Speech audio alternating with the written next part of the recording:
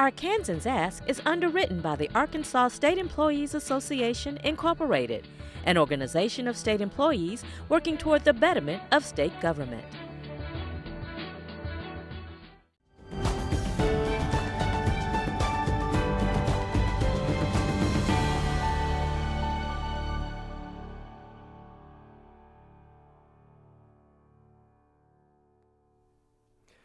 Good evening, everyone, and welcome to a special broadcast, one we could not have imagined bringing you only a few weeks ago.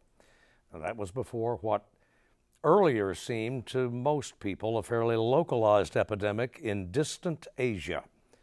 Now it's a pandemic, and it's reached every continent save perhaps the Antarctic, and it's reached every U.S. state, including Arkansas. It's COVID-19, a form of coronavirus. At this moment, we can report 62 confirmed cases of COVID-19 in 20 Arkansas counties. Under medical investigation are 146 possible cases. Another 509 individuals in Arkansas are being monitored for possible infection. Thus far, mercifully, no deaths in Arkansas, but the numbers are ever changing. Around the world within the last 24 hours, almost 200,000 confirmed cases and 7,800 deaths. Now that's according to the World Health Organization, and no vaccine. For the next hour, what you need to know about this coronavirus from a panel of Arkansas experts. Dr. Jennifer Dillaha is the State Health Department's Director of Outbreak Response. Dr. Keyur Vyas is a specialist in infectious disease at the University of Arkansas for Medical Sciences. Dr. Steppe Mette supervises the hospital and satellite clinics for UAMS. And Dr. Joe Thompson is president of the Arkansas Center for Health Improvement. And also with us tonight to update the federal government's response, U.S. Representative French Hill of Arkansas's 2nd Congressional District. Thank you all for being with us, and a special welcome as well to our audience on KUAR, Public Radio for Central Arkansas, as well as several other broadcast outlets around the state. We're happy you're joining us. Dr. Dillaha, we'll begin with you. Where do you see the situation vis-a-vis Arkansas right now, aside from the numbers? Well, in Arkansas, we are seeing spread in communities. With more testing becoming available, I think that we will see additional cases in more counties around the state. So it's going to be important for us in Arkansas to get ready. All our communities, counties need to be ready, as well as our families. Dr. Steppe, we'll go to you. The biggest impact for us as a health system has been gearing up to be ready for the potential of large-scale number of individuals that require care. That's been a very interesting exercise in and of itself. We're well prepared for the care that we've provided thus far for patients, but we expect to see many more patients, unfortunately. Dr. Thompson?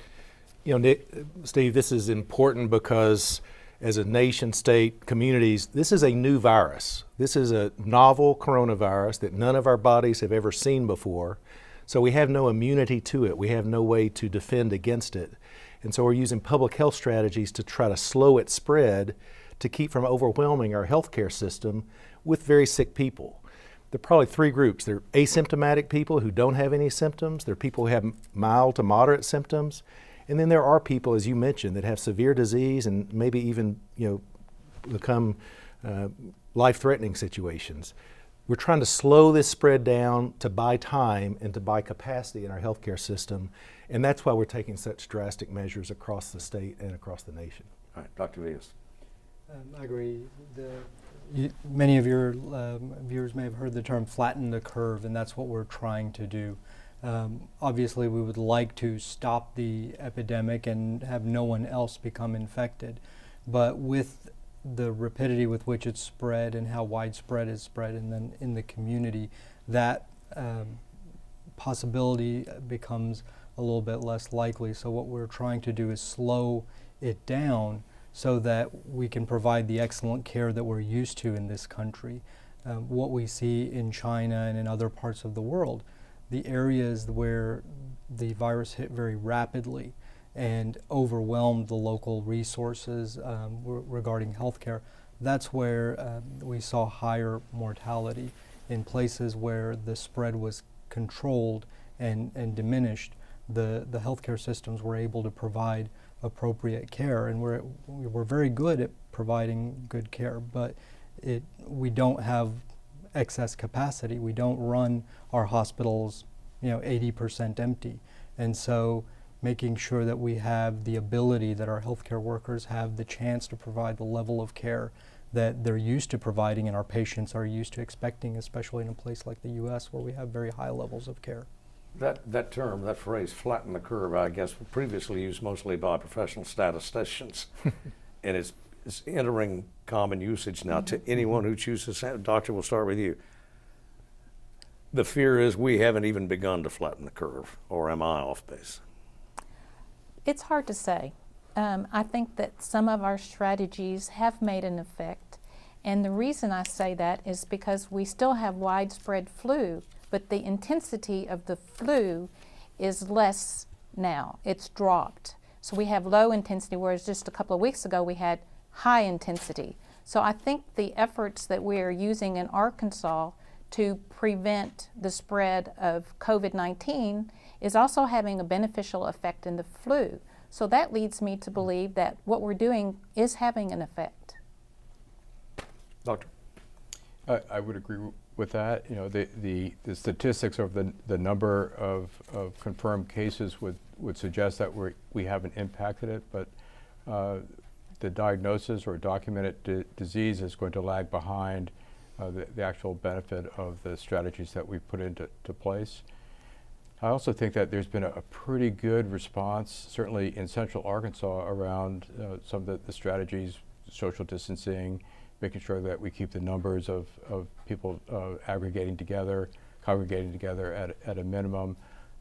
We've been faster in that response, and COVID-19 has been coming late to Arkansas compared to other regions, which gives me some optimism. All right, Dr. Thompson.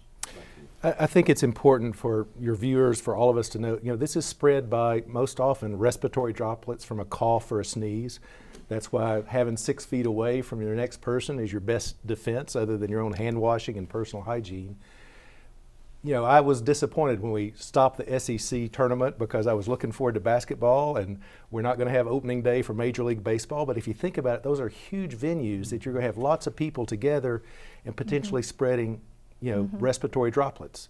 As we have more and more experience and this transmission becomes more and more frequent, we're narrowing that. So now it's less than 500, less than 250, less than 50. Today in Little Rock and tomorrow across the state, closing bars and restaurants where you had lots of communal interaction to try to decrease that spread and to buy us time to build the capacity to treat this disease. A reminder to the audience, this is your program, not ours. We welcome your questions. In fact, we solicit them openly. The phone number, toll free, 1-800-662-2386. You can email a question, happily accepted, at paffairs@AETN. We've made a change. paffairs@myarkansaspbs.org. I was a little bit behind the time. Tweet at ArkansasPBS with hashtag ARAsk.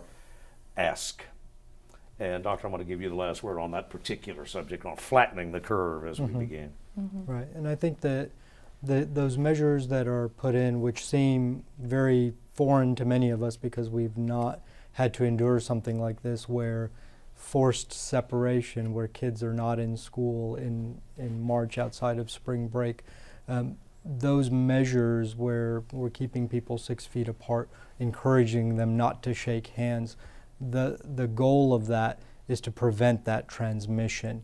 The virus is here in the state, and it is spreading, but the further distance we're keeping between groups and out of large groups, that's going to help slow that transmission down, so that we have time to prepare our healthcare workers, to prepare our hospitals, to make sure that we have the resources in order to manage the patients. It's a small percentage of patients that will have severe or life-threatening complications, but if they all come in a short period of time, that can be overwhelming. If we're able to slow down the transmission, then we can help manage and help many more people. Right. Let me go to Congressman Hill here now, sir. Can you update us on the federal response in terms of resources that have or are about to be, hopefully, made available to the clinical community everywhere, particularly Arkansas? Right. Thanks, Steve. Well, I look at it as a stool with 4 legs. The first leg was the appropriation of $8 billion, which was for public health money particularly. Our Department of Health got $6.2 million. In that bill, there was money to help stop the disease spread abroad with Americans, so we took both of people at home and people here. And then in the second bill that we passed, it was more geared towards families and our hospitals. There was money in there for the hospitals. There was money for an expanded Medicaid match for the states, so there were more resources that come to the states. There was a way to pay for quarantine expenses, family medical leave for families that are impacted. So if they're off taking care of a child or off on quarantine, their company can pay for that but get reimbursed for it. Those were important steps. The Federal Reserve acted to bring liquidity to our financial markets worldwide so that business would have access to liquidity as the economy has been terribly impacted by this disease. And the final leg of this 4-legged stool is being debated as we tape this show in the United States Senate, where we have additional economic and public health benefits. And this will be geared primarily to our businesses to try to get the capital for a restaurant or for a small business or for a big business that's been impacted like the travel or leisure industry, to make sure they have the resources to keep employees on the payroll and stay fiscally sound. Well, in terms, though, of federal assistance in terms of clinical supplies, we're reading to obviously respirators, a nationwide shortage of respirators is at a minimum feared.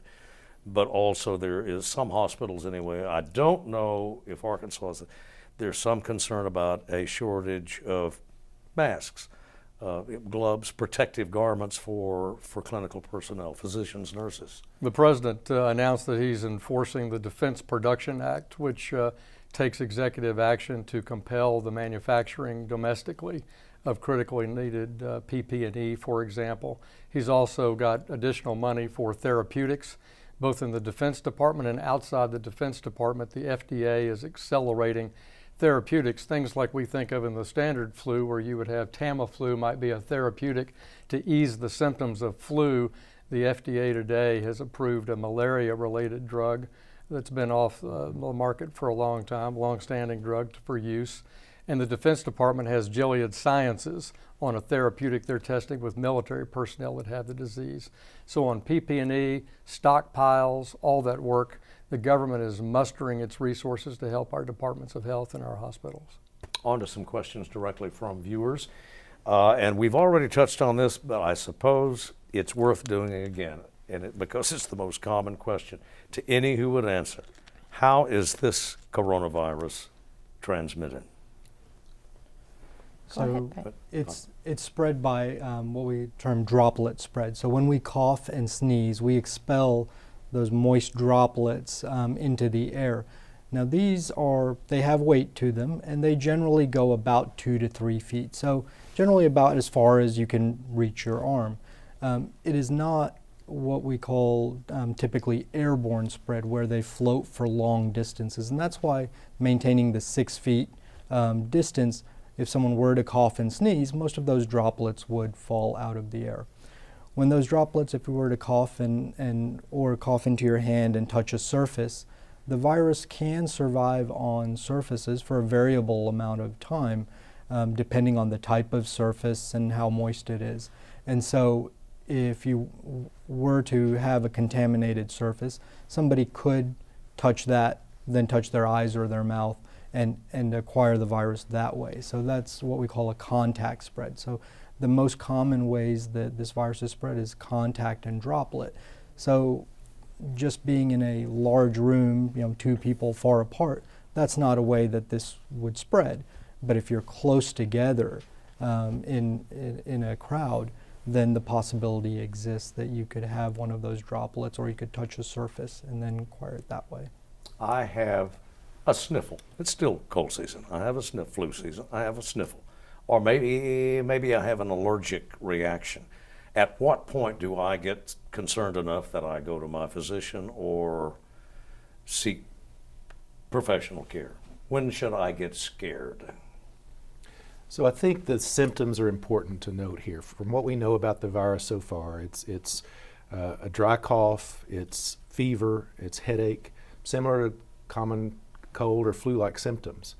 The recommendations, because we don't want to overwhelm our healthcare system and because in the spread here we don't want to expose more people, is to actually self-isolate at home and see how your conditions evolve. If you've had potential exposure or travel, to go through a screening process, to have questions asked of you to determine your level of risk, and then if your symptoms are worsening, to go on to testing to see whether you truly have a positive test for the COVID-19. But the first step is not to go to your doctor's office, and if you do have advancing symptoms, call ahead before you go so that they're ready to actually treat you effectively and efficiently and keep you from having more exposure under the possibility that you do have COVID-19. All right. Anyone want to add to that, Doctor? Yeah, I'd like to add to that too. Dr. Thompson mentioned calling ahead, and that's very important because healthcare workers are at risk for acquiring this disease from the patients they treat.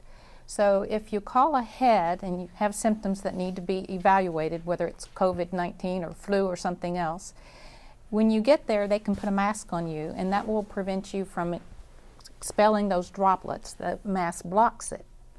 And then the healthcare providers can wear their protective equipment and then put you in a room where they can evaluate you safely without exposing other patients who were there. So that's important, is to call ahead.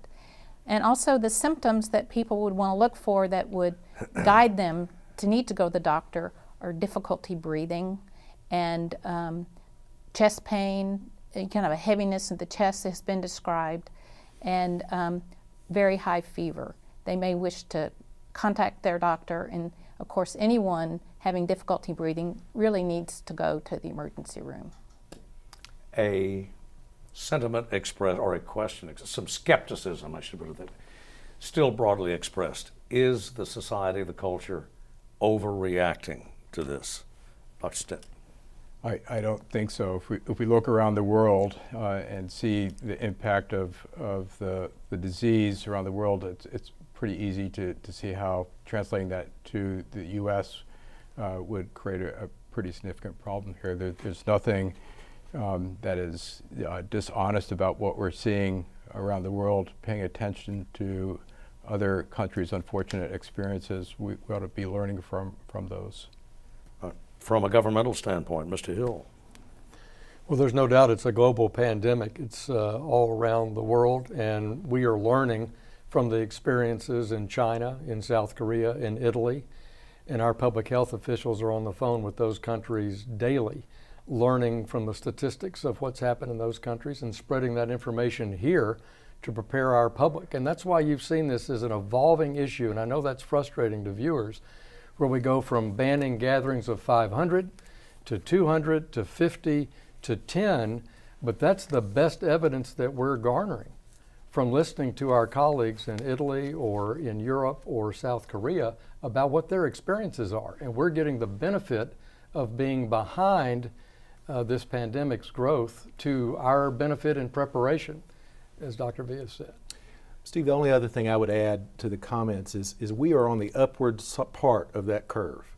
We talk about flattening the curve. Right. We are just on the upward part. Last week, we had 7 confirmed cases. Earlier this week, it was 20 some odd. Today, it's 62. I will not be surprised if we're in the hundreds by this weekend or next week. And I don't want to panic people, but it's because we're starting to test now. We're starting to understand that the disease is out there. We've tried public health strategies of keeping people quarantined. You can only do that so long and you lose control. It appears we have lost that control and it's out in the community spreading now. So I think we don't know how this is going to play out, but we have to prepare for scenarios that it could be very harmful for a population, very damaging, and that's why the strategies are becoming more and more restrictive of people's movement, which is the primary way that this thing gets spread. And I think that's what I hope your audience understands, that it's moving, and it's moving in a direction that is, we can predict, and that it's getting worse, and that's why some of the restrictions are becoming more significant. Some numbers we're going to put up in just a second, but let me go back to Dr. Dillaha. It's that exponential nature of it that Dr. Thompson just mentioned that is so frightening to those in your particular, anyone in the medical community, but particularly in your discipline. Yes, we are concerned about this, and we want the public to take it seriously. This disease has often been compared to the flu, and we can see flu spread exponentially also. However, this disease does not have a proven treatment yet, and we do not have a vaccine, and it would appear that the fatality rate from this disease is much higher than the flu. So we really should take it seriously and do whatever we can to protect the people in our communities who are most likely to have severe disease. That would include older people, people over 60 or so, and as well as people of any age who have chronic conditions. We really need to take steps to protect them. And some data now that we'd like to cut to up on our screen, and for those who may be listening at home, or maybe once again, as of this hour, and again these numbers are changing literally hourly, but the best we have at this hour, 62 confirmed cases in Arkansas. Now 6 are children, 15 over the age of 65, 41 aged 19 to 64, thus far negative COVID-19 test number 351.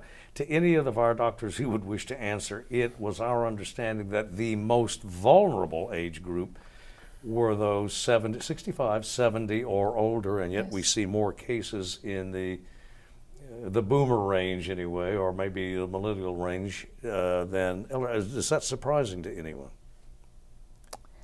Well, does that suggest anything? I think that age range is a bigger age range, so there'll be more cases even if you have the same rate of infection. But also, many of our elderly people have taken steps to protect themselves. And it's possible that many of them are not being tested as the people who are out and about. So there's lots of factors that could explain the difference. And we need more testing in order to really get a true picture of which groups are being the most affected. I think we don't really know how widespread the disease is, how widespread the infection is, the prevalence. So it's hard to know. And 62 is a relatively small number to make any inferences from. But we are certainly seeing that middle range of individuals, and we're not surprised by the statistics. And from what I'm hearing in the U.S., that what we're seeing here in Arkansas is pretty much represented by what's being seen out in the U.S. and maybe not reported or not initially thought was seen in China, for instance. We have a question here from a viewer. This is an individual who, quote, absolutely has to travel, presumably for business. What precautions should this individual or others like he, she take? So I think right now that determination of absolutely having to travel should probably be viewed under a different lens.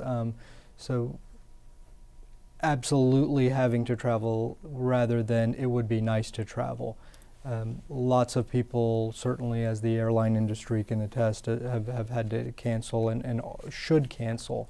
So for people that absolutely have to travel, meaning something that cannot be rescheduled or postponed, things that they can do is, again, try to social distance, washing their hands, making sure that they're not unnecessarily touching surfaces, and just continuing to do meticulous hand hygiene. Trying to stay away, keep being aware of people that are coughing and sneezing. But I think the biggest thing is, again, what seemed like an absolute reason to travel 3 weeks ago may not be an absolute reason to travel in these times. One other thing for people to consider is that depending on where you're traveling, you may either have to be quarantined when you come back, or you may not be allowed to go depending on the country's restrictions, or be allowed to return depending on your status. So I think that we really do need to reevaluate. We're in a new normal during this time, and the old rules don't apply. Steve, I would encourage folks to explore new strategies too. We're using technology in new ways to conduct business, to have educational activities going on. If somebody feels like they absolutely must have to travel, I would really challenge and say, is there any way technology could help them not have to travel? Because I would imagine the person on the other end of the travel experience that they're going to visit is also thinking, do I have to see this person to get done what we need to have done? Right. Yeah, I can add to that too. I think people need to be aware of where they're traveling to and what the spread is like there. And they need to be aware of what's at home, so that when they come home, they would need to know, do they need to quarantine or not?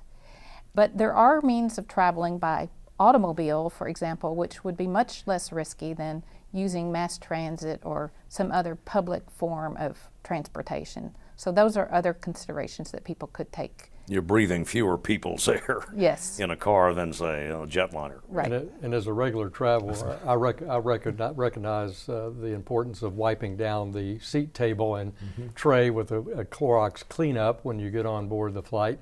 And for people who are considering traveling outside the United States, I recommend the State Department's website, state.gov, where countries are rated for travel. And right now, as you know, the United States is recommending no travel outside the United States effective today.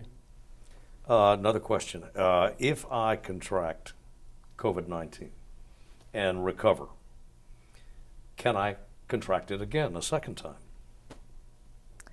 Well, I think that is an unknown question. We don't know the answer to that. You know, there are other coronaviruses that people get that cause the common cold. Very similar, same family of viruses. And we know that people do not develop lasting immunity to those common cold viruses. So it's very possible that people will not develop lasting immunity to this one, but we just don't know yet. One of the big questions is, can we develop a vaccine that would develop lasting immunity? That would be a big, wonderful, hopeful thing if we can do that. There's a number of companies working on developing vaccines as we speak. The consensus seems to be, at least from the authorities in D.C., medical authorities in D.C., that we are 12 to 18 months away. Would anyone here dispute that? For a vaccine? Correct, yes. Yeah, there are at least two groups working on vaccines that have started clinical trials. Clinical trials have 3 phases, and it takes a while to go through those phases. First, you have to make sure the vaccine is safe, and then you have to make sure the vaccine works. And they start with a smaller group to see if it works, and then they work through a bigger group to see if it works. And those take time, and it's probably a year and a half away or more. There was a kind of a wave of optimism. There was the announcement today, or the discussion, I'm not sure how to put this, at the White House, that FDA had approved a well-known, relatively inexpensive pharmaceutical that had proved effective elsewhere in combating this particular strain. Dr. Thompson, there seemed to be some confusion in the immediate minutes after. I think there is a hope that we will either discover an existing drug that has effectiveness against this virus, or development of a new drug. Historically, the chloroquine family is a drug that has had some success against viral illnesses and was tried in some of the treatment strategies in China. I think that's a hope right now, not necessarily a proven, effective remedy. But I think you've got, as Dr. Dillaha said, you've got multiple countries looking at trying different things. And this is a period of new discovery. Our bodies have not seen this virus before. Therefore, we haven't developed drugs to fight it. We don't have a vaccine on the shelf to pull off and use. So we're going to have to use the innovation of our pharmaceutical industry, the innovation of our clinical communities, to come up with strategies to combat this virus. What we have today is social distancing and delaying communication and transmission of this disease. That is our best tool today as we develop treatments and hopefully preventive strategies through a vaccine in the future. But Steve, it's good that the government's breaking down regulation and burden and taking some of these antiviral medications that have worked in other circumstances, whether it's against SARS or Ebola or even malaria, and giving people the chance to try those out against this new virus and see what the response is. The sample sizes, though, are tiny. Yeah. And I think that's why the medical community is very guarded. We all should be guarded. But I do like the fact that the FDA and our leadership team in Washington's pursuing looking at that approach. Because those therapeutics would be very comforting to people if something works over the next few months. It's not a vaccine, but it's a treatment regimen that could help families cope with this and give doctors some hope on an additional treatment mechanism. I'd like to add too that it's really important to do the studies to make sure we know what works. It would be a tragedy to put resources behind things that don't work. Right. We really need to know what works. First, do no harm. Yes. A number of individuals have written in or called to ask. Most of us will have to, or a great many people anyway, will at some point have to leave. You'll have to go to the grocery, you'll have to perhaps pick up a child or to drop something off to a loved one, if only on the stoop. What can they do to protect on the way back in or once returning home? What can they do to protect themselves, their homes? What products, what substances are effective against this virus? So the most effective thing that people can do is to wash their hands. As we go, you have to go to the grocery store or to pick up supplies or to work. You're going to come in contact with the environment around you. You have to open doors and touch things as you go about your daily day. But if we wash our hands or use our sanitizer, and then the other thing is avoid touching your eyes or your mouth or your nose unnecessarily. There have been studies that if you look in a group of people, about 30% of them at any given time will be touching their face.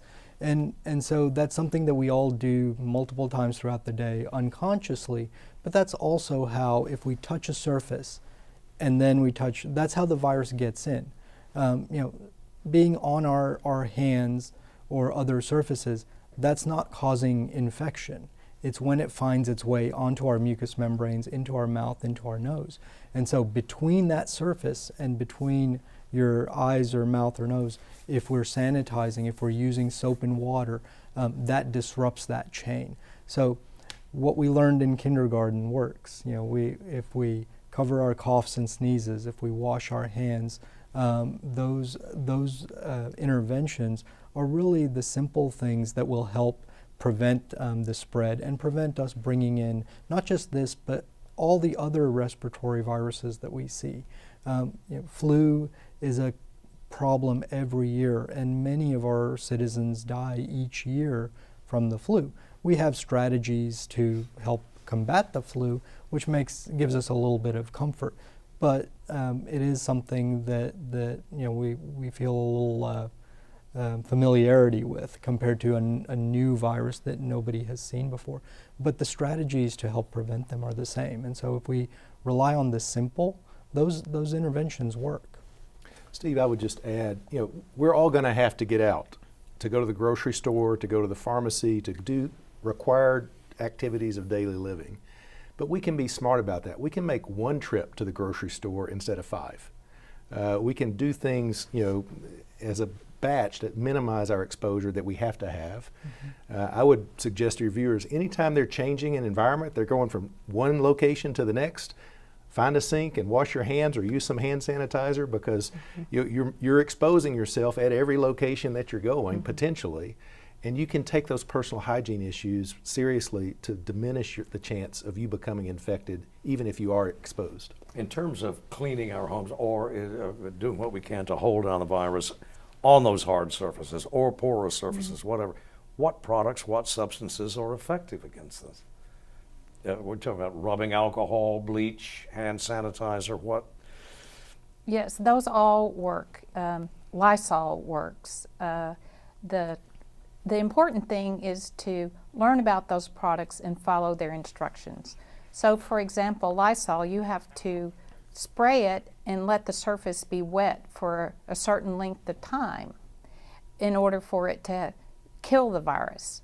So, and different products will have different instructions, and people need to pay attention to those instructions. The dilute bleach that people can use, it has to be wet for a certain period of time before the virus is dead. So if you just squirt a little and wipe it quickly, it may not do the job. All right. We have a map here which could, again, situation changes hourly or at least daily, but we have a map that we'd like to put up now that indicates exactly where, at this hour, the cases have either been diagnosed or individuals are being monitored, or there has been clinical investigation. And I think, as Dr. Thompson indicated, that there's an exponential increase, I think, over the last 2 or 3 days in the sheer number of counties that are involved. If it's not exponential, Joe, it's probably close to that. This is originally individuals who had traveled and came back with the condition, and then with the health department's good work, there was contact tracing that found people who had been close to those individuals, either through healthcare service provision or casual contact that were infected. I think most of the cases last week and even into this week had some association with travel. What's happened this week, though, is that we're starting to see community transmission without that association with travel. And I think that's where the concern here grows, in that it's not somebody going away and bringing it back now. It's in our communities and it's starting to spread. And that's where you just don't know where you're going to have that exposure, and the potential to get on the upward slope of that curve is real. Well, let me add too that some of those people who traveled out of state and came back with the disease transmitted it to a large number of people in settings where there were a large number of people around. So even with our, with the current decrease in the number of people, the 10 people gathering, I think that will help, because these transmissions occurred before those guidelines were in place. So when people have traveled and come back, if they're not around those big groups of people, then they're less likely to transmit it to big groups of people. All right. A policy question, and again, Mr. Hill, Congressman Hill, we only know the parameters anyway, and they're fairly rough, still being hammered out in the Senate anyway on its version of a relief or assistance bill. But a Union County viewer wants to know, is there any indication thus far whether payouts to families will include those presently receiving Social Security benefits? I think they will. This is probably going to have an income test for families. Individuals making under $70,000 was a number talked about today, so that you could double that for a husband and wife. So say under $150,000, there'd be a payout for each adult and for each child for that family. It would be means tested. It would not be tied, to my knowledge, Steve, to whether or not they're receiving Social Security or not. All that's up for negotiation and discussion. But a key component for this fourth leg of this legislation to help America cope with this virus would be payments to families, and then this, as I say, very targeted lending to help businesses stay in business so people can continue to earn a living. Photographs on the internet all over in every media of individuals wearing masks.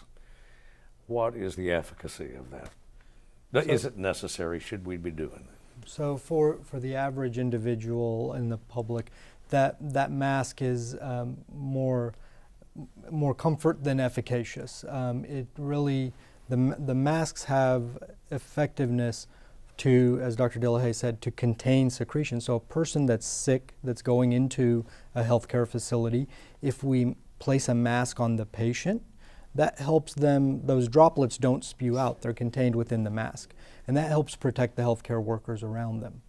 Within a healthcare facility, for our physicians and nurses and respiratory therapists and all of the people that go into taking care of a patient, if they have access to those masks and appropriate personal protective equipment, then they can lessen their risk to catch this infection. For the average person that's going to the store or just going out, that mask is not doing anything. It's not designed to protect in that environment. When the masks get wet, which if you wear them for a long enough period of time, just the moisture from your breath will get it wet. Once they get dirty, we don't have evidence that they are actually still effective. So the other really difficult thing is that people, when they go and they buy boxes of masks, what we're seeing now worldwide, that phenomenon, everybody is going and getting a box of masks. Those boxes are now difficult to come by for our healthcare workers, where we actually know that they provide benefit. And so, encouraging the public that these masks don't provide protection, and they're really taking away from the supply where they really could be used to much more benefit. False sense of security. Yes. So if people have those masks and they don't want them anymore, they are welcome to drop them by any local health unit of the health department, and we'll put them to good use. Unused, I assume. Unused. Okay. If across Arkansas, many, I think probably the entire state, went into the low 70s today in terms of temperature. Spring is almost here. Is there any basis to the belief that warmer weather will help flatten that curve on its own? Steve, as I said before, this is a new virus that our bodies have never seen. I think there is basis for hope that warmer weather could blunt the transmission of this virus this spring, but I don't think we have any evidence to say that that is likely to happen, or any reason to not continue the aggressive strategies that we're putting in place to slow the spread down. If it does go away, then you have the question of, is it going to come back next year? And so these are all new, great questions, but we don't know, because this is a novel virus that we as humans have never experienced before. There is the belief, though, that once the flu season ends in March or in April. It often does wind down. You know, we see flu all year long, but we don't see the big numbers. And it could be that because school's not in session. You know, children are just wonderful, very effective transmitters of viral Runny little illnesses. noses. Yes. And so when they're in school and they pass them around to one another, they bring them home to their families, which is one reason why it's a plausible strategy to discontinue school for a period of time. We do that in the summer and flu goes away, so maybe they're related. You know, we have to wait and see. But I think it is important for us to take steps like school closures or restaurants doing takeout instead of dining in, because the more that we can decrease our face-to-face interactions, I think the less likely we'll be able to spread it, and we don't have to wait for summer to come. A cross-county viewer notes that so far the virus tends to be less pernicious anyway when it strikes children. That adults have a tougher time getting over. Is there what do we make of that clinically? And does this suggest that children are at lower risk than their elders? So the data that we have available coming out from across the world, it does seem children can get infected with this, but they don't seem to get sick with it to the same degree. So they may have a mild runny nose, or they may not really have much in the way of symptoms at all. But that same virus, if it spreads to an older adult, then that person has a more difficult course. And we see that with other infections as well. There are certain infections that are worse in children and not so bad in adults, but a lot of infections that children and young adults handle, relatively well, and we see that with influenza. And the older adult population is where we see patients who end up in the hospital or the ICU or end up dying from infection, and this seems to mirror that. Young adults can get very sick with it. They can end up in the ICU. It just seems to happen in lower numbers compared to older individuals or those who have other medical conditions. It would seem to underscore as well, Dr. Thompson, that one of the key phrases here is pre-existing conditions. Children have fewer of them than their elders. Right. The numbers you put up earlier in this show shows that across the whole age range, we're having infection. So kids, middle-aged, older folks. But for folks, this is predominantly, when it's serious, it's predominantly a pneumonia, a pulmonary event. So people that have pulmonary risk going in are more likely to have problems with the disease itself, or other causes for immunosuppression, like you're on immunosuppressive drugs or cancer treatment, other things that would cause your immune system not to respond as aggressively as it otherwise might. Several questions about whether it's safe to handle the mail and what precautions should we take. A magazine, a letter, an invoice, a bill? Should we let the mail sit there for a while? Should we disinfect the mail, spray it some way? Anyone? It's back to hand washing. It's back to hand washing, and I think that mail being porous is different than a hard surface, the paper. We know that cardboard can maintain this virus for about 24 hours. So if you want to be extra cautious, you can take the mail, put it in your house, and open it the next day. But right now, there's really no evidence that it's a serious concern. So it's a hard judgment call because people need to manage their fear and take steps. And it's hard to have evidence that some of these steps would prevent the illness as much as they prevent the fear.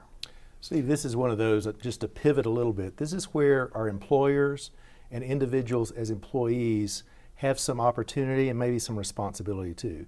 If you're an employee of any employer, you're using the mail service as one, and you've got respiratory symptoms, you need to self-isolate and call in sick to work that day, and our employers need to be supportive of individuals taking those actions.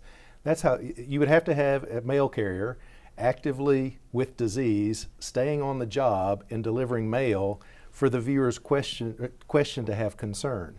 If we take that employee out of the picture, the concern doesn't manifest itself. And that's where I think employers need to be giving clear communication to their employees, particularly those places of work that have public exposure. If you have symptoms as an employee, I'm going to support you while we safeguard both your fellow workers and also the clients that we serve. Several viewers, including this one from Grant County, wonder if it would not be a good idea to remove shoes when returning to the home, upon returning to the home, or for, I suppose, even for the office for that matter. Anyone? I haven't seen anything about that being tracked in on shoes. It's not really tracked in on the dirt. Now, if you're a mom like me, you would want everyone to remove their shoes, including your young adult sons, before they come into the house.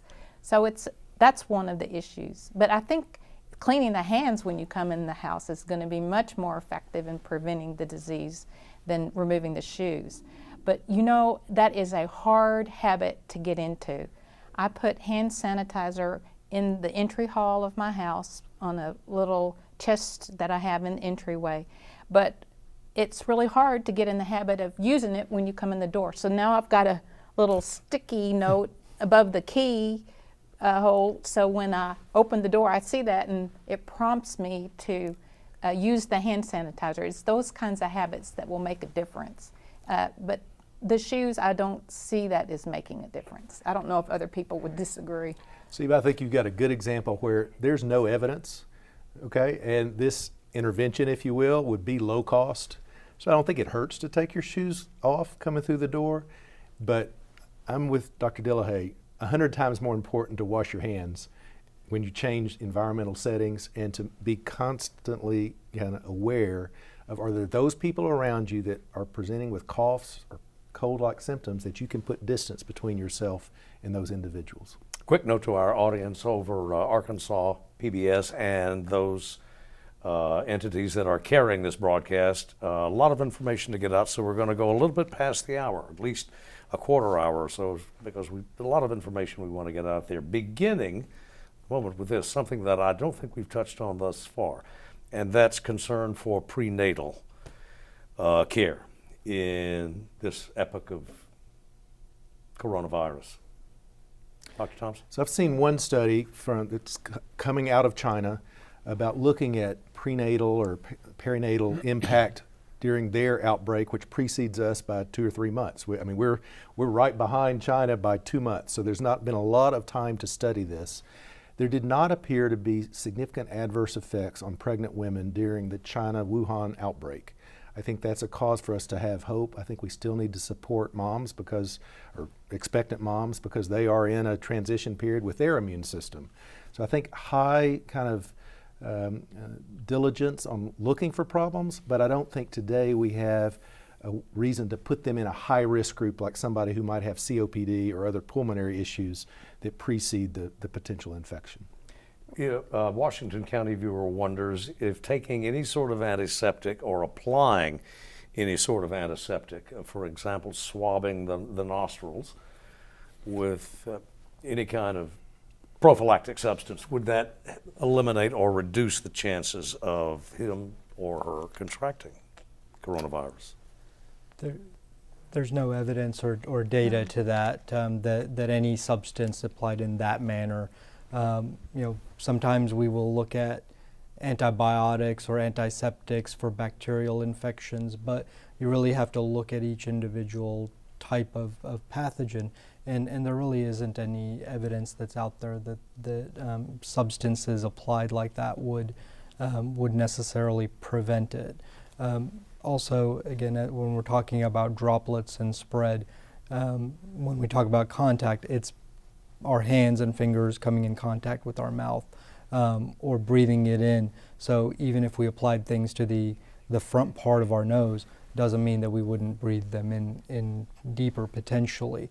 So at this point, there is no evidence. There's a lot of things out on the internet or social media about various different things, but there's no evidence that any of those are of benefit. Go ahead, Doctor. I would just add, people need to think this through. There is a lot of heightened anxiety that's causing people to search for protections, and there's a lot of noise out there to signal. You would have to know when you were exposed for disinfecting your oral pharynx to even have the possibility of having an effect, and most people are not going to know at what point in time they came in contact with a potential virus. So this is back to, we know hand washing works, we know contact cleaning works, we know that social distancing works, we know that decreasing the gathering size of groups work, we know that travel restrictions work. I would encourage people to know and do what works and what we know works, not get caught up in some of the internet frenzy about, candidly, suggestions that have really little science, if any, and no rationale. Well, in terms of logistics, Dr. Steppe, you oversee a vast array of clinics and inpatient, in and outpatient facilities. Is Arkansas ready? Arkansas is not as ready as it can be or should be. So I think the information is getting out there now, and our physicians are more educated, our clinics are more educated. I want to make sure that the public knows, we haven't quite talked about this, that there are many resources that are available to the public for education, whether it be websites, even for screening. One doesn't have to call one's physician. The Arkansas Department of Health has a wonderful 1-800 number. Many of the hospitals do as well, to get both information and to, if you have questions about your own symptoms and potential contacts, have those questions answered through a screening process. We are more prepared than we were a week ago because of the massive amount of information that is out there, and the policies and regulations that are being put into place.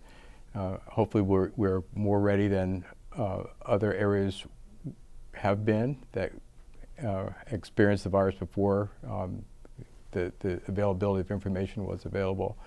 But we can't be too ready. Just in terms of wards, beds, equipment. We don't know what the extent of the impact of the disease will be yet, so it's hard to know that.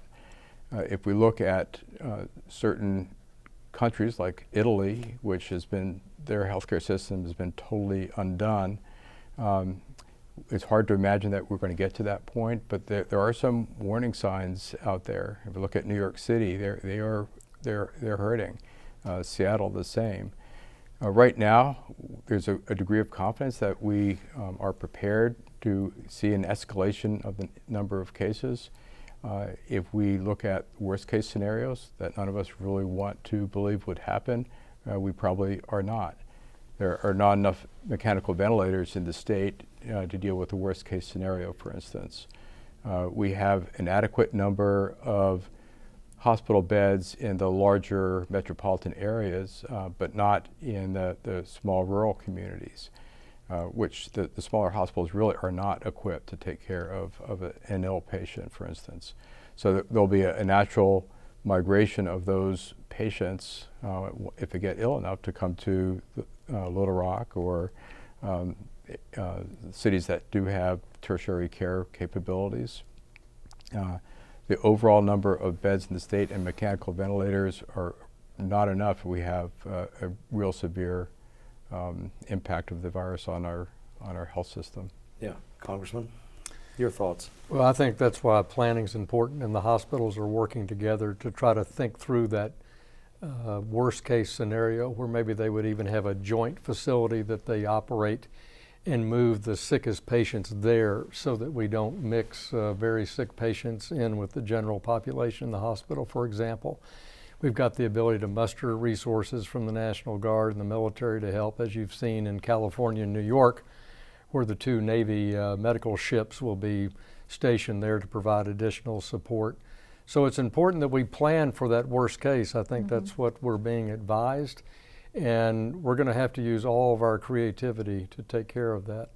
But let me say, if people will go to coronavirus.gov or go to UAMS's website or the Department of Health's website, and we all do our part, we can really minimize the probabilities that we would get to that worst case. And that's something that we can all do starting in our family units. And I think all of us together would urge viewers and listeners tonight to strongly reflect about what they can do to help bend that curve, as you say, flatten the curve, but that will allow us to make sure we can really take care of the sickest patients. Let me stay with the Congressman for just a second and then go to some physicians. This is all over the internet. Is this this particular strain of coronavirus, is this a bioweapon that somehow escaped? Was this manufactured in North Korea? Was it manufactured in China? I don't believe that. I've never seen anything to that occasion. That is certainly constantly on the internet, and actually there's a 1989 novel about a bioweapon that was invented in Wuhan, China. So the internet's full with that. I don't think that that's relevant to these public health professionals educating our public and protecting our public. But no, personally, I don't think that it was a bioweapon of anybody, and we were all resentful of the Chinese Foreign Ministry last week even suggesting that it was a U.S. Army project. That's preposterous. I would just say this is something that we have seen happen before with SARS, with Ebola, with other viruses that have jumped from the animal population to the human population that has never before seen that virus. The 2 things that are important is how fast does the virus spread and how lethal is it if you get it. And we're now gaining information about both those pieces of information in new strategies to try to combat this virus. Right. If you were designing a bioterrorism weapon, you would not actually have it become a pandemic because it comes back on yourself as well as other things. Yeah. So I think this is a natural phenomenon that unfortunately we are likely to see additional things in the far future. we need to learn from this one, and we need to get through this together. And I think as a nation, as a state, and in our communities, we're doing a pretty good job of mobilizing to do that. Doctor. And I think to Dr. Thompson's point of, we have seen this family of viruses do this before.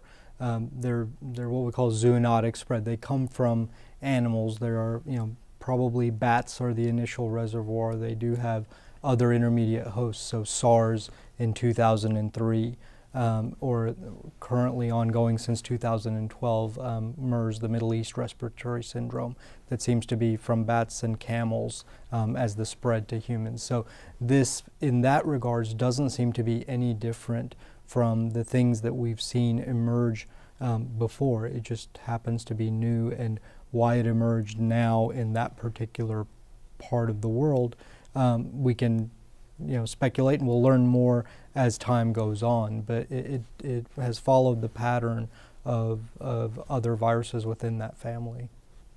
In terms of physical exercise, in terms of our emotional health, I mean, cabin fever strikes some of us.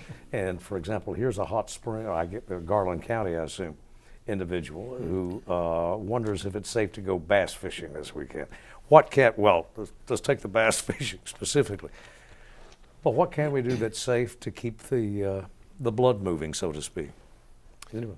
I think there's no restriction for your individual self to get outside, be physically active. This is not something, today's the first day of spring.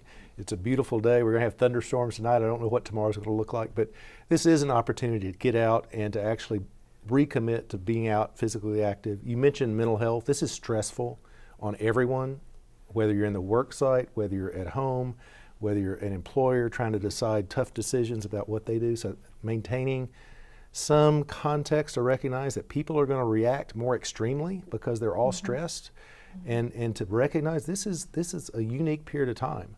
And to your bass fishing, my fear is that the only sport that we're going to have to watch this summer is professional bass fishing, because you have two people at opposite ends of the boat. It's generally stay farther apart than 6 feet. Yeah. And no audience watching. Now, I love bass fishing, but I'm going to get tired of it if my baseball doesn't come back at some point in time.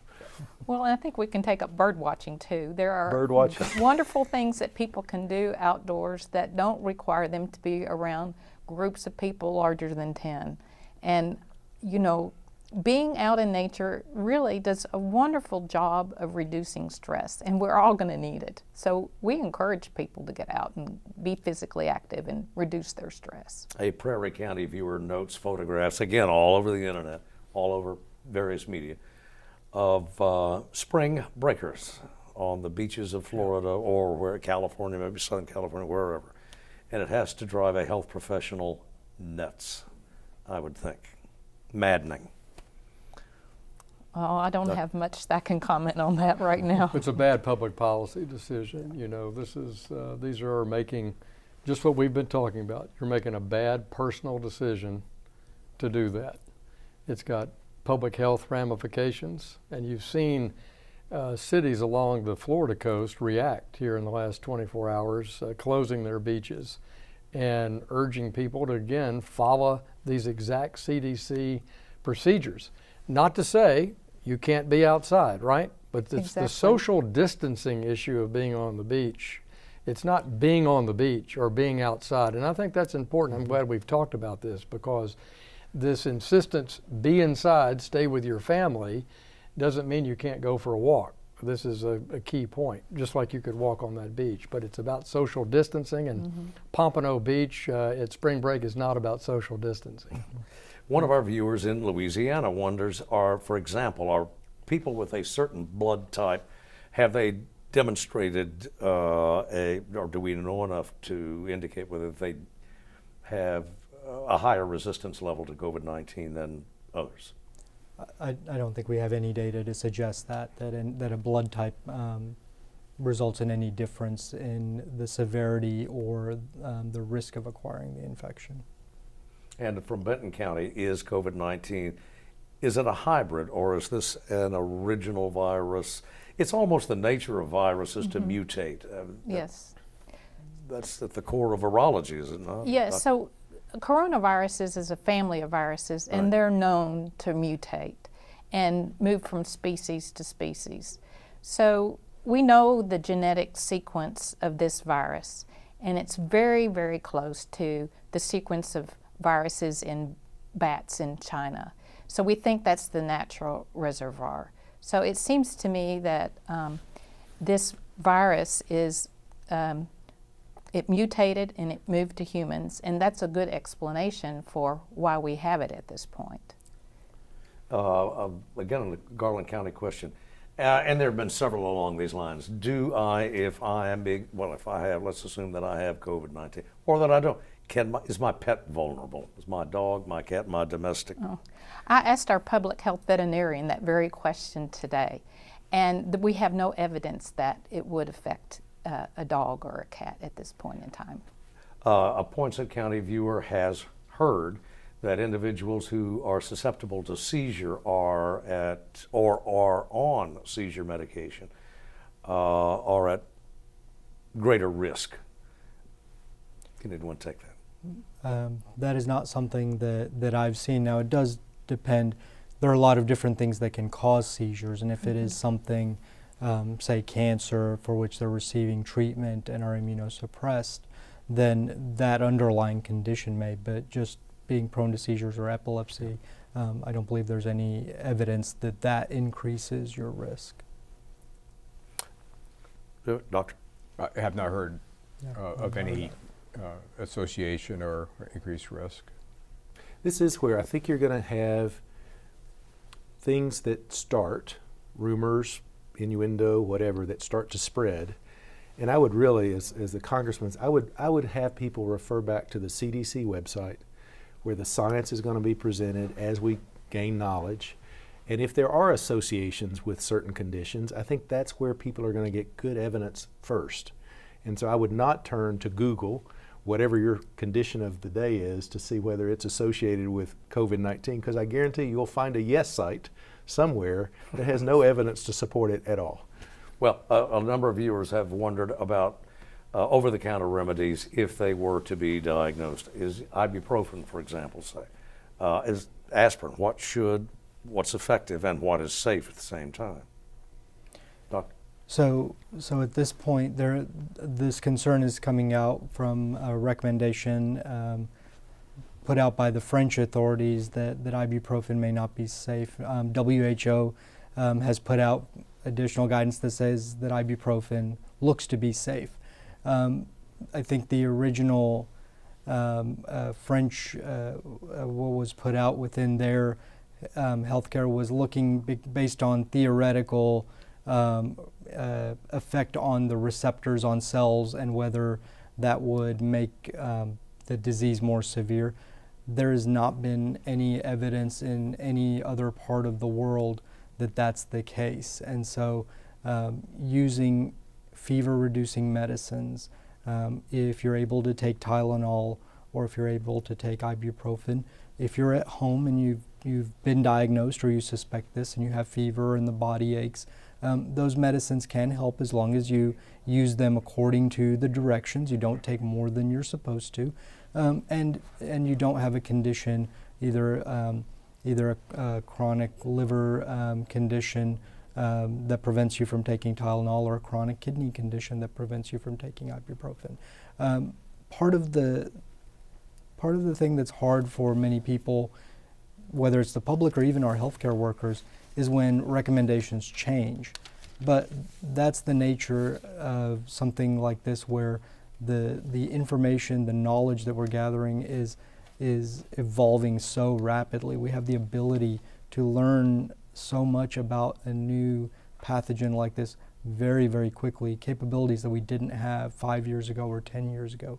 And so the information, as it becomes available and we're able to analyze it, is likely to change. So that can be a little bit disconcerting, because what we say this week may be a little bit different.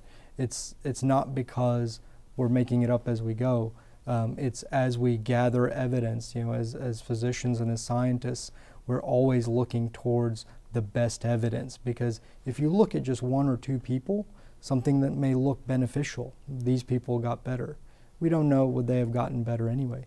When you look at 1,000 people, you may see that a treatment or an intervention is actually harmful, things that we thought. And that happens all the time in medicine because we continue to learn and evolve our knowledge. Yeah. Dr. Mette, a Garland County viewer has some surgery scheduled. Should he or she attempt to postpone that? What we're recommending is a discussion between the patient and his or her physician. It makes common sense that if a procedure or any kind of scheduled care can be postponed and rescheduled without any negative consequences, that the physician and the patient consider doing so. But we certainly advocate for any care that is required, whether it be a surgery or procedure, a diagnostic test, an office visit, that is time sensitive, whether it be emergent, urgent, or maybe not fall into any of those categories, but where there's some time dependency on success of the therapy be undertaken. And this is best determined between a discussion between the physician and the patient. Purely cosmetic surgery may be not the best time. Steve, I think probably not essential. I think for your viewers, something that we can anticipate and that they should not be surprised by, purely elective procedures, purely elective, dental visits for cleaning, things that consume personal protective equipment. I think we may, in the short run, need to delay some of those so that we retain that protective equipment for use in more urgent or emergent situations. So if an individual that's watching has a healthcare issue lined up that is purely elective, and the provider calls and say, can we schedule this farther out into the future? I hope there's an understanding of why. We're trying to gain capacity in the system. We're trying to conserve limited resources in case we need them. And we're trying to actually, again, practice that social distancing so we do not do things that we don't have to do that increase our risk. So I would just, we're learning. We're going to have to do this a little bit each day, each week, learn together. But I can anticipate that that's a short-term sacrifice that people may make with elective procedures. I talked to another hospital leader today. They anticipate cutting down on elective procedures now and going to Saturday and Sunday surgeries in the future to catch back up to get people the services and care that they need. Yeah, viewer Congressman wants to know what you think of the fiscal impact of this on debt and deficit. Well, when you have a pandemic globally and you have a public health crisis that's taken over the world and taken over the United States, that's unusual. So I don't know that it can be measured in the fiscal impact. I talked about at the top of the show about preservation of our economy. And we're going to talk about $1 trillion package. I think that's what's coming out of it. Yeah. So would you like us to skimp on it? So this is the issue of trying to gauge a moving target, just like the health professionals don't know when we'll be through fighting this virus. We're not sure when we're going to be through fighting to keep our economy together over the next few months. So I believe we're going to design a package that can be phased in over months, but be prepared to do what we have to do to keep people working and functioning in this society. It's critical. And this is being done around the world. The IMF today announced their package to help lower income countries around the world cope with the public health crisis and the economic ramifications. From Craighead County writes a viewer who is a hardy soul, let's say, 77, still working full-time despite asthma and COPD. Should this individual, he or she asks, simply stay home for a while, self-quarantine? Does not indicate whether he or she is displaying any symptoms, exhibiting any symptoms. I'll jump off. My colleagues, I'm pretty confident, hopefully will resonate. From what we know about other countries' experience, older individuals and individuals with pulmonary conditions disproportionately bear the negative outcomes, including death, from this virus.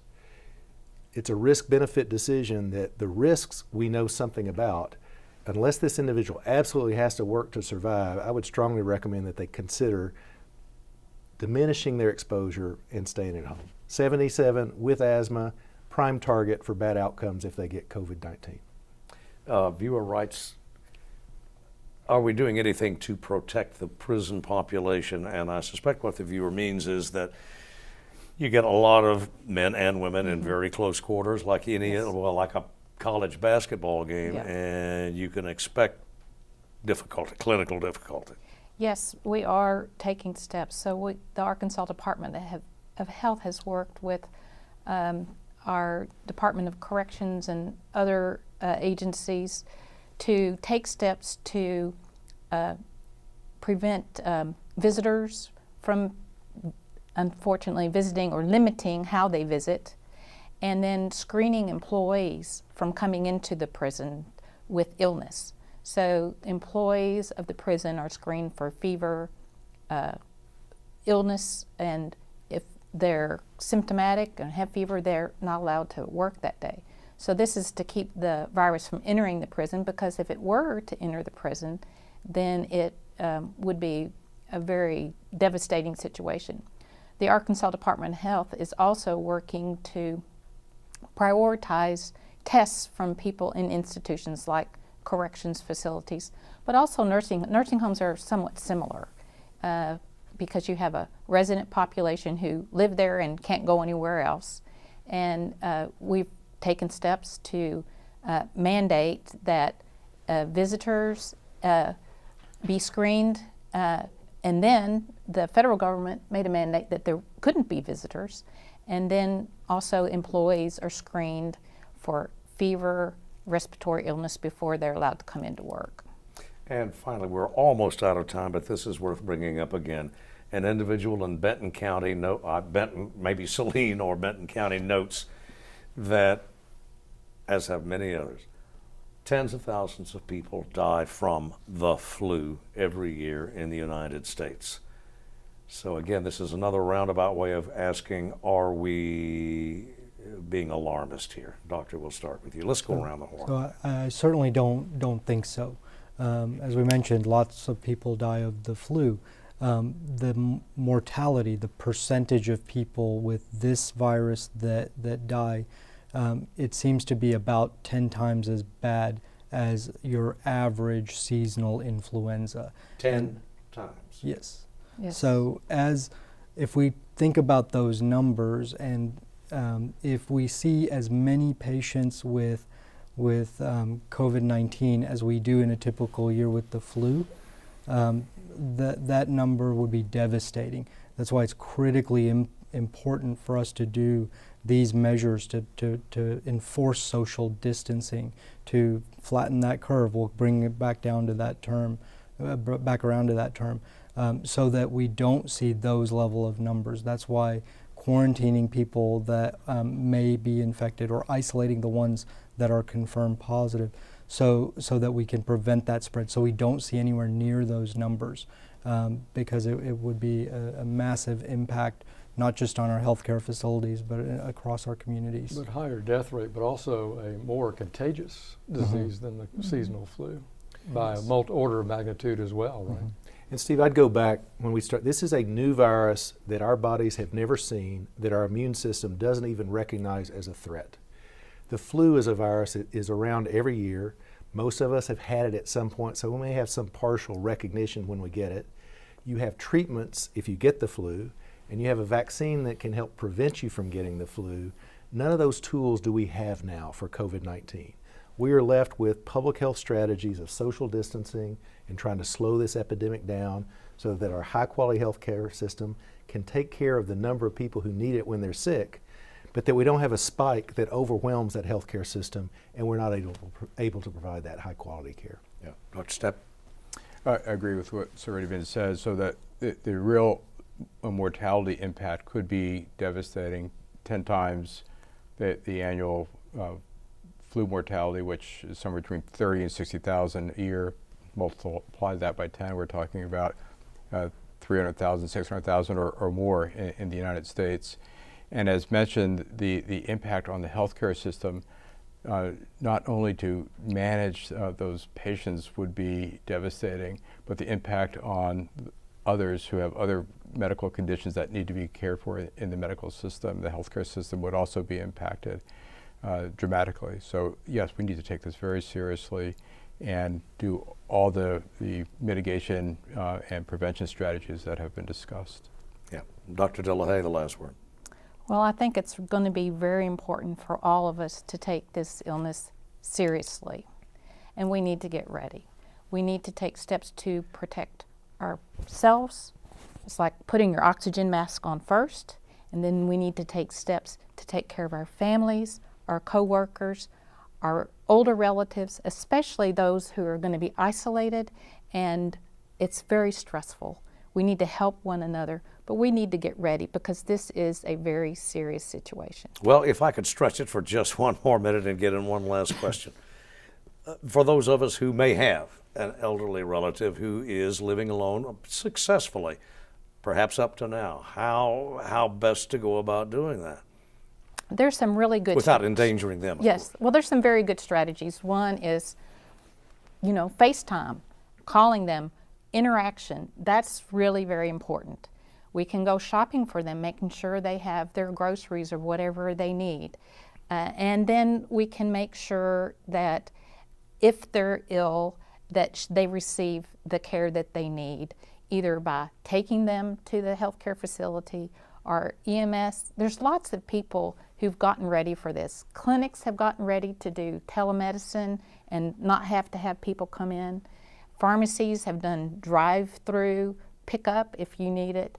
And then our EMS folks are ready to take care of these patients if they need to go to the hospital and don't have another way to go if it's emergent. So there's multiple things that we can do and we should do to take care of our older, vulnerable adults. And I think that if we do that, then we would do better as a society overall. Because if we take care of our older adults, we'll be taking care of ourselves.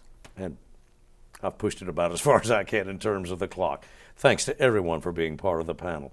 Thanks to you watching on Arkansas PBS or through another venue. Thank you very much for your questions and for your concern. Be safe.